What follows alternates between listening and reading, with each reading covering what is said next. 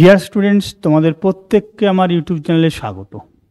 তোমরা অলরেডি জেনেছো বা দেখেছো যে তোমাদের ডেসক্রিপটিভ ইংলিশের জন্য একটা বিগিনারদের জন্য একটা সিরিজ শুরু করেছি, যেখানে 500 বাক্যের ইংলিশ ট্রান্সলেশন, ওকে, 500টা বাক্যের ইংলিশ ট্রান্সলেশনের করে দেওয়া হবে। এরকম একটা সিরিজ তোমাদের শুরু হয়েছে। অলরেডি বেশ কয়েকটা ভিডিও তুমি পেয়েছো বা দেখেছো। তো আজকে সিরিয়াল নাম্বার হচ্ছে 56 থেকে 70। অলরেডি আমরা 55 পর্যন্ত ট্রান্সলেশন করে দিয়েছি, আপলোড। আজকে 56 থেকে 70, ওকে। তো চলো, যে আমাদের 56 নাম্বার ট্রান্সলেশন কি আছে দেখে নেব। তো এটা বলার পূর্বে বলবো যে এই যে ট্রান্সলেশনের সিরিজটা শুরু করেছি, এটা অবভিয়াসলি সামনে দুটো এক্সামকে টার্গেট রেখে, সেটা হচ্ছে পুলিশ এসআই যে মেন বা ক্লার্কশিপের যে মেন আছে, সেখানে ট্রান্সলেশন থাকে। সেই ট্রান্সলেশনগুলো যাতে তোমরা ভালো করে লিখতে পারো বা ভালো করে কি তোমরা পরীক্ষায় লিখে আসতে পারো, তার জন্য তোমাদের এই সিরিজটা অবশ্যই কাজে লাগবে, ওকে। তো চলো,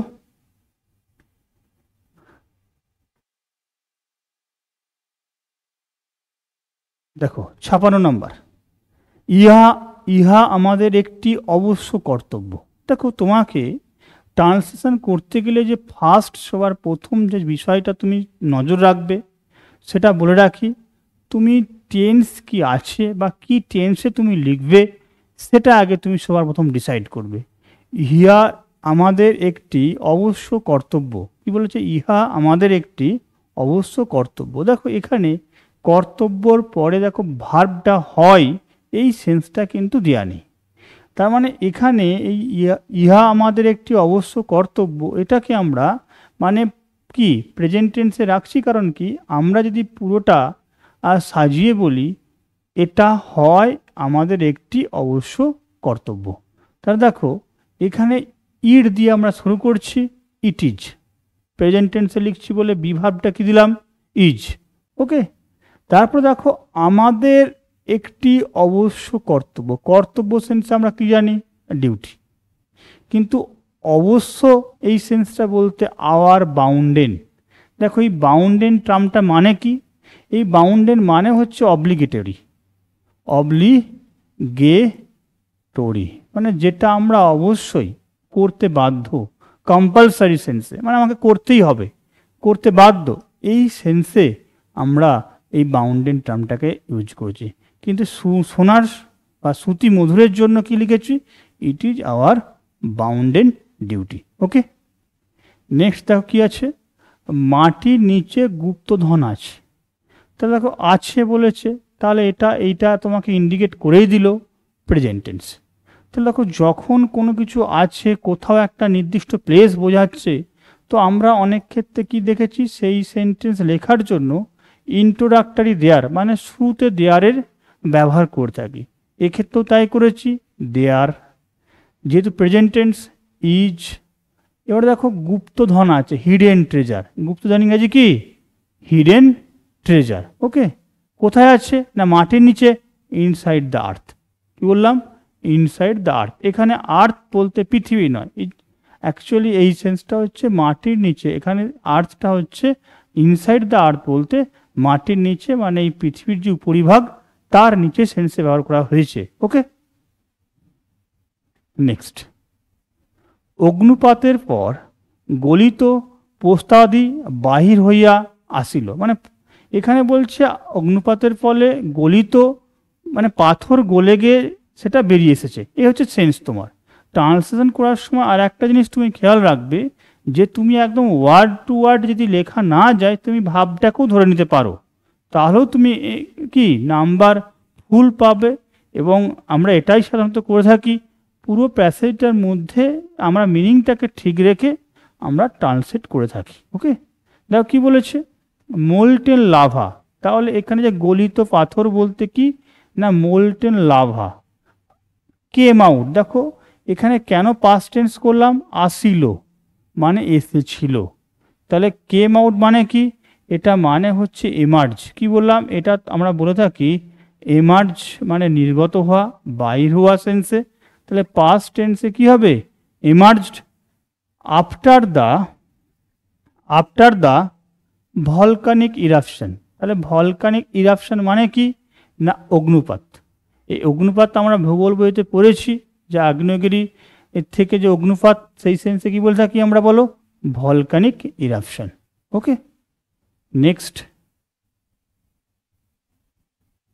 দেখো 59 নাম্বার। অসৎ উপায়ে অর্জিত টাকা বেশি দিন থাকে না। তাহলে দেখো বেশি দিন থাকে না, এটা প্রেজেন্ট সেন্সেই আছে। তাহলে এখানে তোমাকে এইটুকুন টার্ম তোমাকে জেনে নিতে হবে কি বলতে চেয়েছে।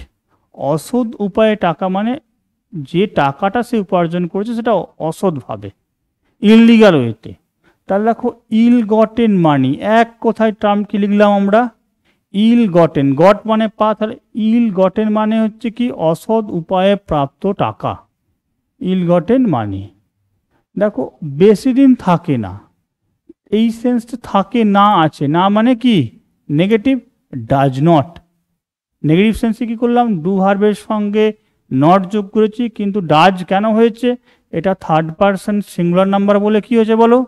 থার্ড পারসন সিঙ্গুলার নাম্বার বলে ভার্বের সঙ্গে কি হয়েছে বলো?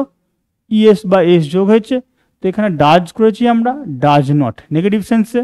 লাস্ট হচ্ছে ভার্ব লং। তাহলে অসৎ উপায়ে অর্জিত টাকা বেশি দিন থাকে না, ডাজ নট লাস্ট লং। জলমগ্ন জাহাজটি খুঁজিয়া পাওয়া গিয়াছিল। দেখো পাওয়া গিয়াছিল, এই গিয়াছিল ওয়ার্ডটা তোমাকে কি বলে দিচ্ছে বলো? এটা পাস্ট টেন্স আছে। তাহলে গিয়াছিল মানে গিয়েছিল। দেখো এই জলমগ্ন জাহাজ বলতে দ্য সাঙ্কেন শিপ, ওকে, মানে জলে ডুবে গেল, এই যে সেন্স, দ্য সাঙ্কেন শিপ। দেখো খুঁজে পাওয়া গিয়েছিল, তার মানে তাকে খুঁজে পাওয়া গিয়েছিল কারো দ্বারা সেন্সে, কেউ তাকে খুঁজে পেয়েছিল। তা এখানে দেখো প্যাসিভ ভয়েস করার জন্য কি করেছি আমরা? ওয়াজ, যেহেতু পাস্ট টেন্সে ওয়াজ। ফাইন্ড আউট থেকে ভি3 ফর্মে কি করেছি বলো? ফাইন্ড আউট থেকে ভি3 ফর্মে আমরা করেছি ফাউন্ড আউট। কারণ এই যে শিপটা আছে সেটা নিজেকে খুঁজে পাচ্ছে না, তাকে খুঁজে পাওয়া হয়েছে, কারো দ্বারা সেন্স আছে। এজন্য ওয়াজ, যেটা আমরা প্যাসিভ ভয়েস করে থাকি, বলো কি? Was found out. Okay, next দেখো আছে 61 নাম্বার। বাংলা আজ দুর্ভিক্ষ পীড়িত। দেখো বাংলা আজ দুর্ভিক্ষ পীড়িত, এখানেও দেখো দুর্ভিক্ষ পীড়িত মানে বর্তমান সময়ের কথা বলতে চেয়েছে। এখানে হয় সেন্সটা মানে প্রেজেন্ট সেন্সটা তোমাকে আনতে হবে। দেখো বেঙ্গল ইজ, ইজ কেন না? বাংলা আজ হয় কি? দুর্ভিক্ষ পীড়িত। এই সেন্সটার জন্য প্রেজেন্ট টেন্সে রাখা হয়েছে। দুর্ভিক্ষ পীড়িত ইংরেজি ফ্যামাইন স্ট্রাইকেন। ফ্যামাইন মানে হচ্ছে দুর্ভিক্ষ, দুর্ভিক্ষ পীড়িত বলতে ফ্যামাইন স্ট্রাইকেন করেছি আমরা, হাইফেন দিয়েছি মাঝে একটা, টুডে আজ। ক্লিয়ার? নেক্সট, সে একটি মাতাল ব্যক্তি। দেখো সে একটি মাতাল ব্যক্তি, হি ইজ এ ড্রাঙ্কেন ম্যান। মাতাল সেন্সে মানে যে অতিরিক্ত মদ্যপান করে। তাহলে এখানে দেখো আমরা কি লিখেছি? He is a drunken man. Okay, শিশুটি বিছানায় শুইয়া ছিল। দেখো এখানে বিছানায় শুইয়া ছিল পাস্ট টেন্সে। তো দেখো দ্য চাইল্ড লে ইন দ্য বেড। দেখো এখানে আমরা লে ওয়ার্ডটা করেছি। ওকে, লে ইন দ্য বেড, বিছানার মধ্যে শুয়েছিল। তো এখানে দেখো তোমাকে একটা জিনিস খেয়াল রাখতে হবে, এই ওয়ার্ডটার উৎপত্তি হচ্ছে কোথা থেকে? লাই থেকে। লাই হচ্ছে V1 মানে প্রেজেন্ট টেন্স, লে হচ্ছে V2। আবার তুমি কোনো কোনো জায়গায়, স্যার আমি যে লে থেকে লেট দেখেছি, ওকে, এটা V2। এই দুটোর কি আছে বলো? মিনিংগত ফারাক আছে। দেখো এই জন্য আমি লিখে দিয়েছি, এই লাই মানে দুটো হয়, একটা হচ্ছে মিথ্যা কথা বলা, একটা শুয়ে থাকা। শুয়ে থাকা, তাহলে এখানে দেখো লাই থেকে V2তে কি হচ্ছে বলো? লে। V3 কি হচ্ছে বলো? লেন, মানে এটা স্বয়ন সেন্সে। ওকে, আর লে মানে হচ্ছে রাখা, কি বললাম? কিপ সেন্সে, কিপ সেন্সে। এখানে দেখো V2 V3 কি হয়েছে? লেড হয়েছে। তাহলে এই পার্টটা তোমার কমন হয়ে যাচ্ছে, একটা তোমার গোলমাল হতে পারে, এটা V2, আবার যখন রাখা সেন্স তখন এটা হচ্ছে V1। ক্লিয়ার? তো সুতরাং এখানে দেখো আমাদের কি আছে, যে চাইল্ড লে ইন দ্য বেড, তার মানে শুয়েছিল, তার মানে এই ফর্মটা থেকে এই V2টা আমরা নিয়েছি। আর দেখো আমি ইহা টেবিলের উপর রাখিয়াছিলাম, তাহলে রাখিয়াছিলাম পাস্ট টেন্স, তাহলে রাখা ইংরাজি আমি কি বললাম, লে, যেটাকে কিপ সেন্সে আমরা কেপ্ট বলতেই পারি, I kept it on the table. Okay, তো বিষয়টা হচ্ছে কিপ থেকে আমরা কেপ্ট বলতেই পারি, কিন্তু আবার লে থেকে কি লেড টার্মটা আমরা ইউজ করতে পারি, I led it on the table, আমি এই লেডের জায়গায় আমি কি বলেছি, কেপ্ট ইউজ করতে পারি। ওকে, ক্লিয়ার? নেক্সট এই ফর্মটা একটু মনে রাখবে, লাই, লে, লেন, লে, লেড, লেড।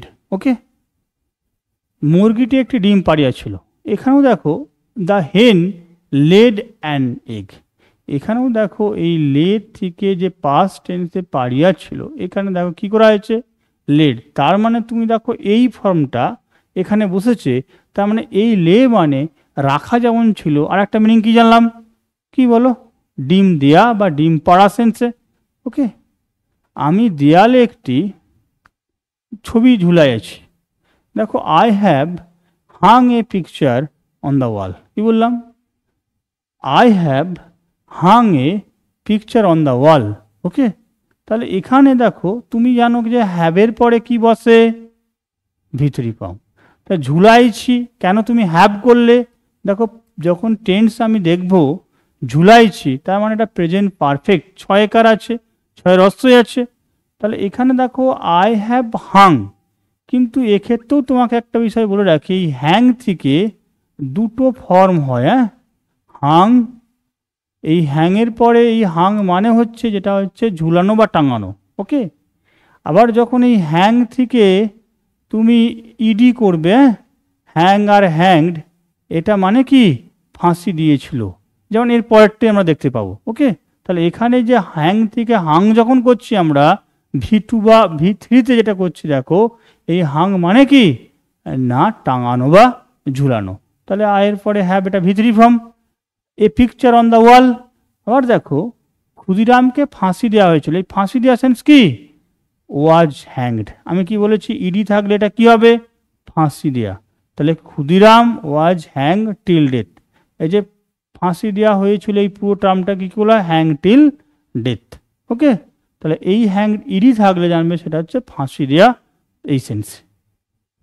নেক্সট, নদীটি গ্রামের পাশ দিয়ে প্রবাহিত হইয়াছিল, দেখো পাশ দিয়ে প্রবাহিত হইয়াছিল, past tense.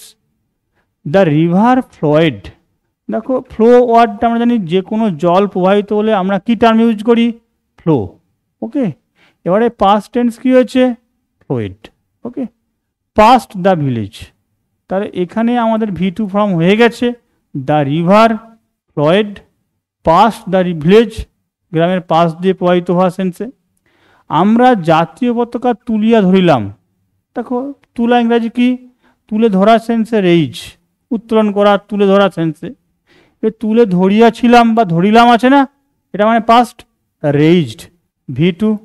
The national flag,